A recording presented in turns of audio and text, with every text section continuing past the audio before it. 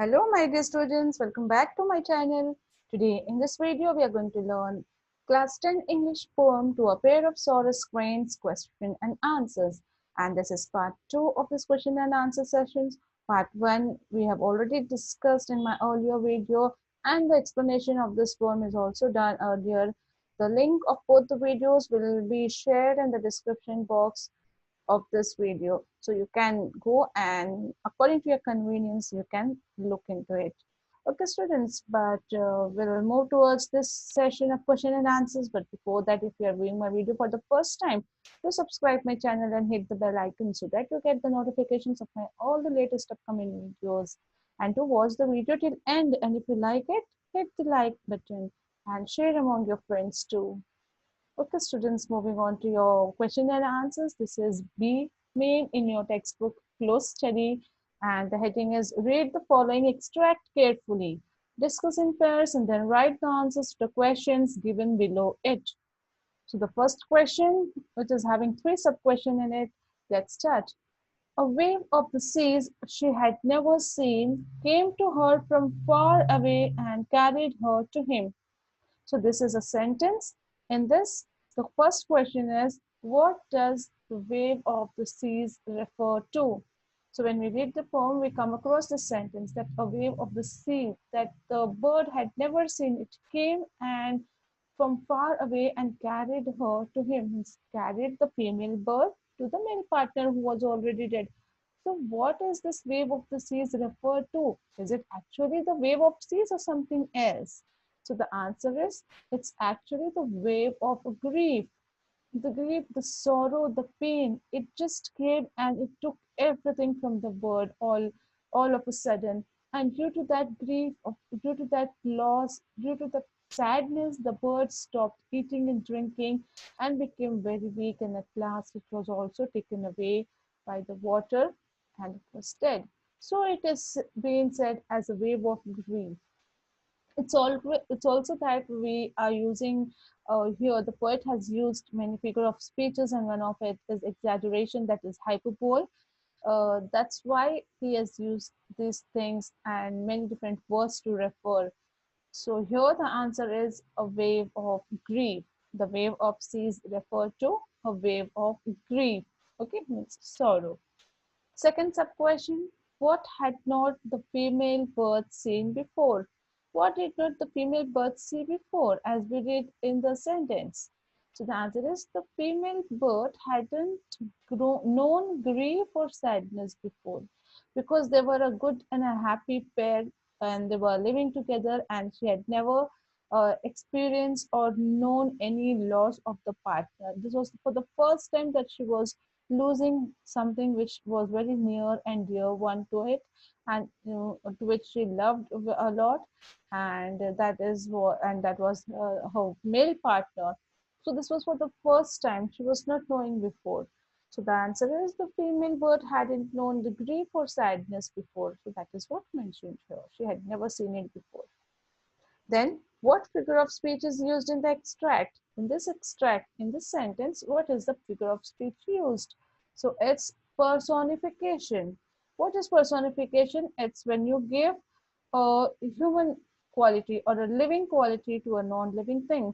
So here, carried is the quality, human quality. A carry is a quality which is done by a living being. You can say it is given to a non-living character, that is wave. That wave is carrying, so it is personification. Okay, so here we finish with the first question. Let's move on to the next one. We have a second sub question here, paragraph writing. Here again you have to write the answers in points and then develop into a paragraph. Here I have already given directly in a paragraph format. You can just remember small words to make it points and remember, students. Okay, it will be more easy.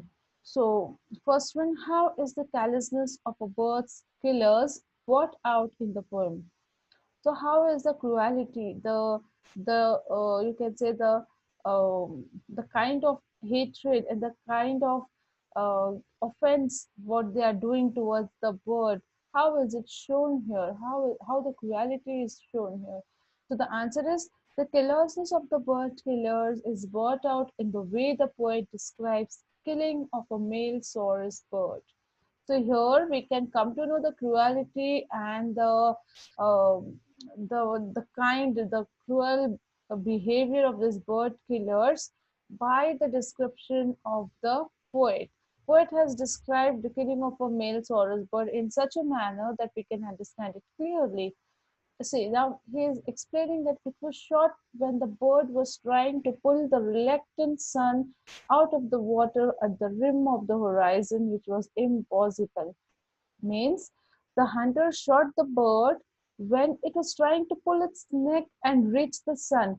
It means it was trying to start its day by pulling its neck above, and it wanted to just fly high and go for the start, was to start the day. And that is what exaggerated here and written as it was just pulling out its neck to touch the reluctant sun, which was impossible. Again, an exaggeration is used. Okay, so when the bird was trying to pull its neck and move out, and it was shot dead. When the hunters were not touched by the beauty of the bird, they did not feel anything about the beauty of the bird or the loss the bird had undergone there. They were just so mean hunters that they just shot it. And after that, they picked up the dead bird by its hands and jaws and flung it into a coarse bag, as if it were a piece of dirty linen, and he put it into a washing bag. So here, the poet further says that after killing so ruthlessly, so in a rude behavior, the hunters came and picked up that dead bird by its hands and jaws and flunging, means the shaking, and just put them in the coarse bag, a dirty bag, a bag where you keep the dirty clothes, like that, the waste clothes, you can say, the racks where you keep it. So he kept it in the coarse bag, a small dirty gunny bag, as if it was a piece of dirty linen. The dead body was carried as if a piece of dirty linen, as if a piece of dirty cloth. And he put it into a washing bag, the bag which he was having in it, as if it is a dirty cloth, and he's putting it into a washing bag. He never felt anything, nor he had a second thought here for the bird. So that was the callousness of the bird killers. So in this manner, the poet has brought out the callousness of the bird killers. Okay. So moving on to the next one. How does the poet bring out the agony and the desperation of the female crane in the poem? Means how has the poet described the pain and the loneliness and the sorrow of the female crane in this poem? So students' answer is the crane's pair had a beautiful life. Having seen its mate shot dead by the hunters and being taken away, the female Saurus is heartbroken. Okay, so the cranes pair, the both the male and female cranes, they had a very beautiful life before, and the moment the female bird saw that the mate had shot dead by the hunters and is taken away by them, by the hunters, the female crane was heartbroken, totally was lost. It was so sad and full of grief. It's that it started to circle around the sky.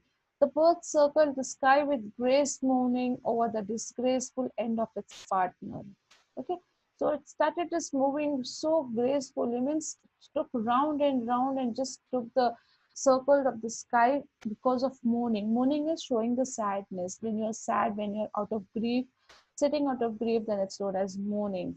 So the because of the partners going away, she was very much in a grief and she was mourning there.